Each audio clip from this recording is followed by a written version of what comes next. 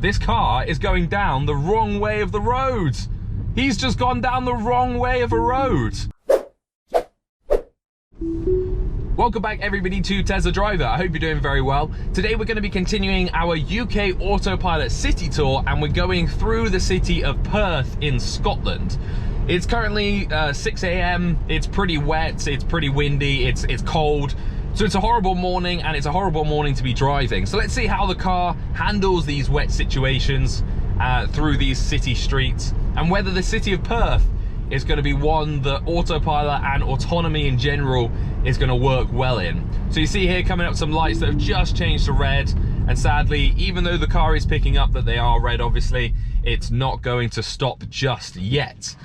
Now, apparently there were some notes in like a hidden little update packet that people found that has got some signs and has got some new information showing that the car soon will stop at these lights, and it will show something on the screen to let us know that it's stopping. But that's not here just yet, so that hopefully will be coming maybe end of this month, maybe next month. The roads are really nice and quiet, and as you can see, they're nice and wide and easy to drive down. Coming into a 30 here.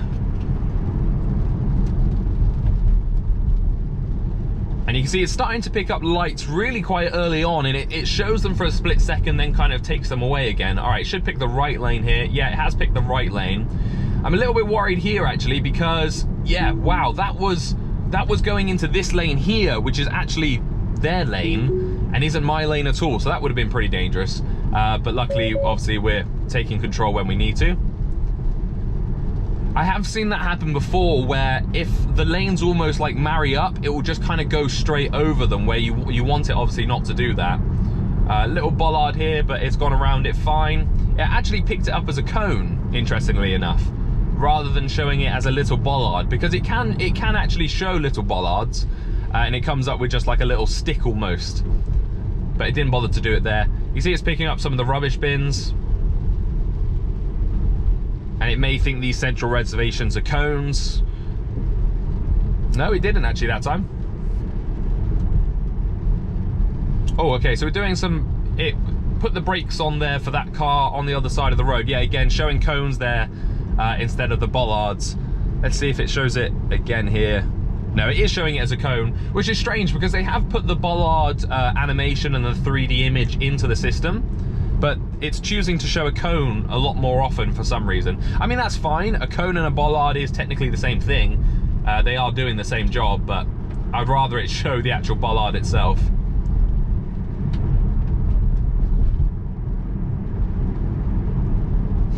It's navigating these roads really nicely. There's no cars parked on the road here. And as you can see, it's like an extra little bit of space on the edge of the road, which I think will be for yeah, I think it is a cycle lane. But that's obviously nice, and it gives a nice left lane or a nice left line for the car to follow as well. So here the car might get a little bit confused as we go around the bus lanes. No, it's followed it nicely. Kept us in our lane really well. And then we're going straight over this roundabout here.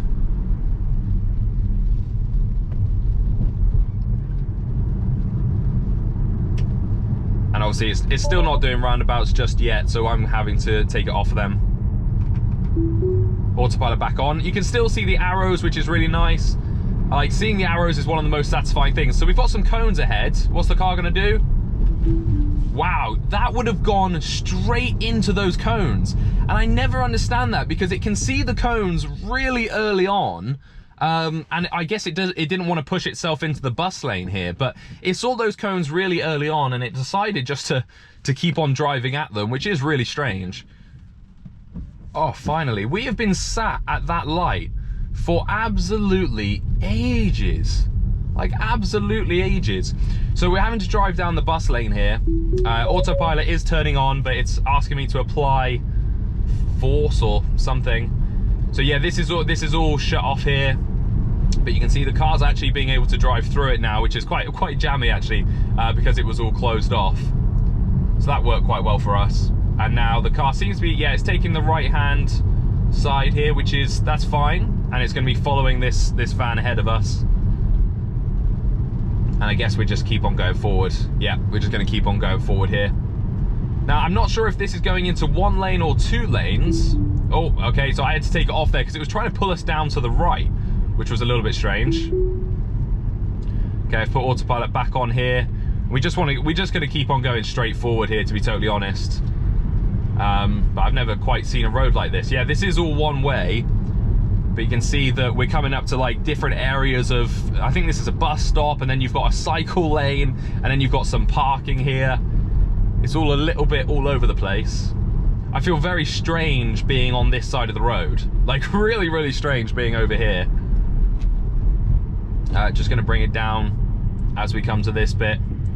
I want to see where the car is going to pick to go. This car is going down the wrong way of the road. He's just gone down the wrong way of a road. No way. Did you? That's crazy. He's actually come down the... He's still going. He's still driving. I can see him in my rearview mirror. Can you drive down these roads the wrong way? Like, is that a thing? I honestly don't know if you can, so... Okay, that was really strange. And yeah, that was really weird. So I'm gonna see here if the car will actually indicate to the left-hand side for us.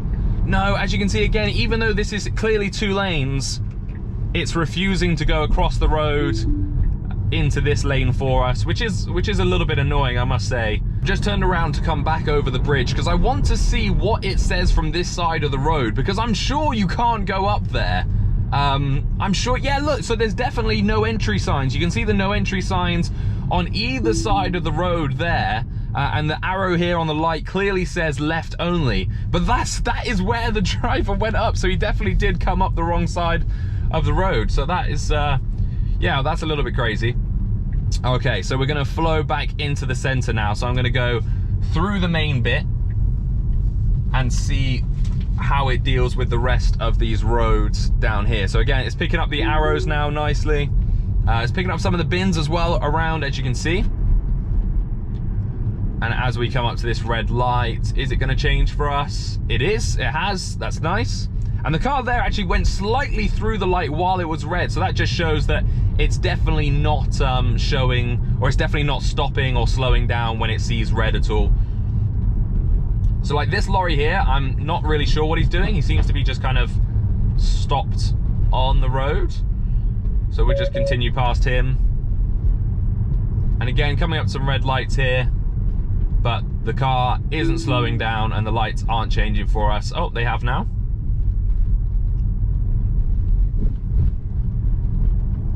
I put autopilot back on here.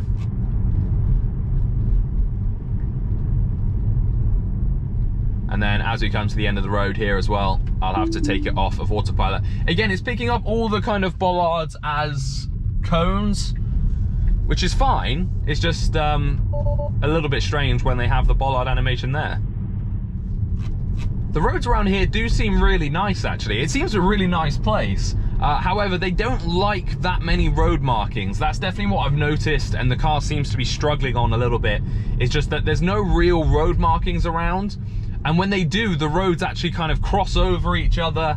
And as you saw, they kind of, you know, our road looks at a road that is coming the wrong way, which is really strange. So here you can see it's trying to judge and use different things as its reference point for the right-hand side. But it wasn't 100% sure, I think, where to go. And there again, as you saw, it did try and go right where that other car was coming across. So I had to pull it off myself and take it the other way. Let's go across this bridge. So, to be totally honest, because there's not that many roundabouts in the center, and as long as this can sort out the traffic lights and get all of that, you know, really perfect, I think Perth might be okay for self-driving cars. It really wasn't too bad. So again, we're kind of with some lights. I would really like it to be able to go forward and, you know, and try these things.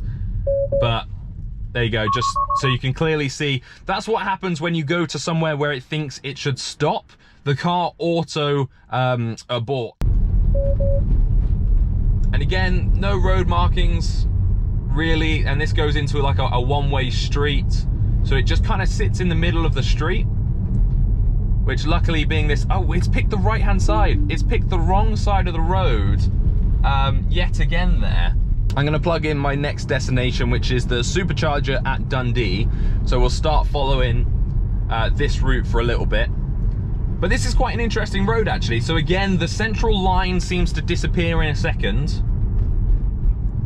So is it gonna swing us into the middle of the road? Yes, slightly, and then it's brought us back. These are some pretty tight corners. How's the car gonna deal with it? It's slowing us down a little bit, but it didn't slow us down before, it just slowed us down as it took the corner. Oh, this is really nice up here. There's some really nice houses and like a big nice green. Yeah, it's nice. So again, a tight turn here. And yeah, the car did do it, but again, it braked very, very hard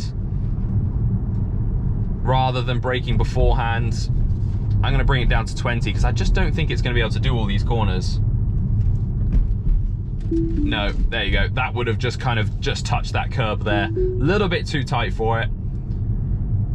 Again, it's all about regulating its speed. The car still needs to learn how to regulate its own speed. And if it could do that, it would be able to do all of this so much easier. Because if it stuck to 20 and then slowed down maybe, you know, around corners that it needed to down to 18, 15, it would work fine on these kind of roads. Again, a really tight corner here, so I'm gonna have to bring this down to 10. Is it gonna do it? No, it's not gonna do it. What's it gonna do then? It's just gonna stop. And weirdly enough, the car looks just like wheels. Don't know if you saw that, but that was really strange. There's no one here, so what I'm gonna do is I'm actually going to reverse. I'm just gonna do that, attempt that corner again, but I'm gonna attempt it at like 5 miles an hour. And I'm gonna see, is it just the fact that the corner is too tight, or is it because it can't see something? So I'm gonna go nice and slow, gonna wait for autopilot to kick in. There, and I'm gonna control the speed, so I'm gonna keep us really low. And yeah, it's definitely because of our regulations, it can't steer enough and it won't do that corner. It's just too tight of a corner. And again, that is the dangerous and stupid thing about these EU or UN law regulations that we're abiding by at the moment. Again here, no road markings, so the car's a little bit twitchy left and right. And you can see that it's just changing its mind constantly on what it thinks it should do and where it should go. So here it's cutting the corner. Yeah, it's cut the corner massively, and we're now on the completely wrong side of the road. So I need to get back over and pull it over to this side. So yeah, again, just completely wrong side of the road there. Gonna attempt this little roundabout. There's no one around at all. Is it gonna go straight? It's just going straight. It's literally just went straight over it. It didn't even bother to go slightly around it. Okay, this is really interesting down here. So we're going down a one-way, very tight road. I'm gonna keep the car right down to 15, I think, down here, just in case someone does come around the corner. Now this is interesting, it's 50-50, which side's it gonna pick? It's picked the left side, and there's bollards in front of us. Is the car gonna stop?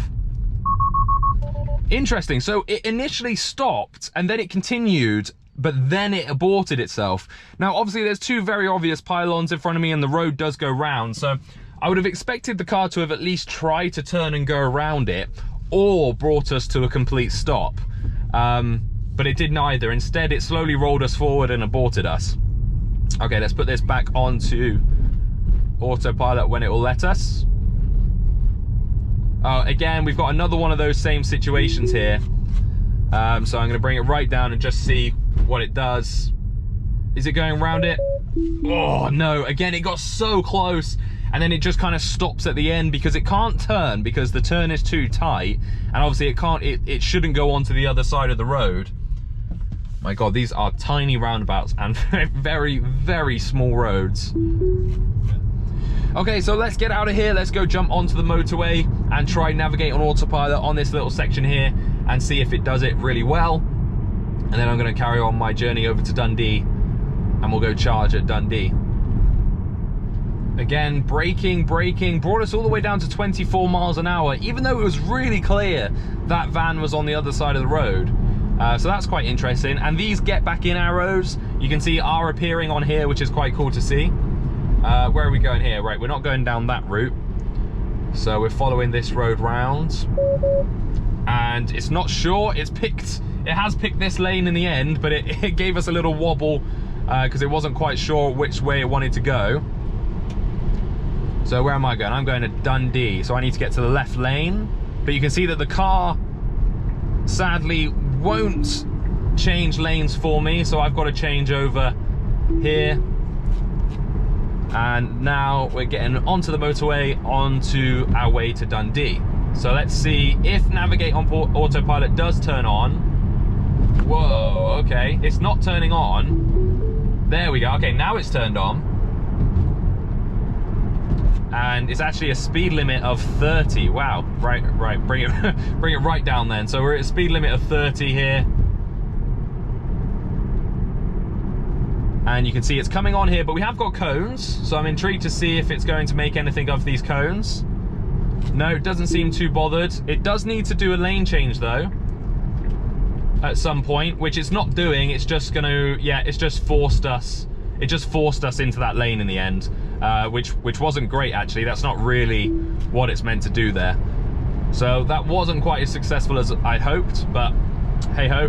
And now we are on the motorway and on our way to Dundee on Navigate on Autopilot. So although it did get us in lane and everything, the car was slightly confused about how it all worked. And I have noticed this actually, in Scotland, as soon as you get out of a city, it turns off Navigate on Autopilot. And I presume that's because it's not been programmed to do roads like that and to come off at all of these areas. Something interesting, oh, look at that snowplow. Yeah, the snowplows are out. Okay, so I guess it might be snowy over here. So yeah, Navigate on Autopilot on the Scottish dual carriageways or their motorways doesn't seem to work, or at least it doesn't really turn on. So hopefully, again, something in the future can be sorted out, so all of these roads will be Navigate on Autopilot friendly.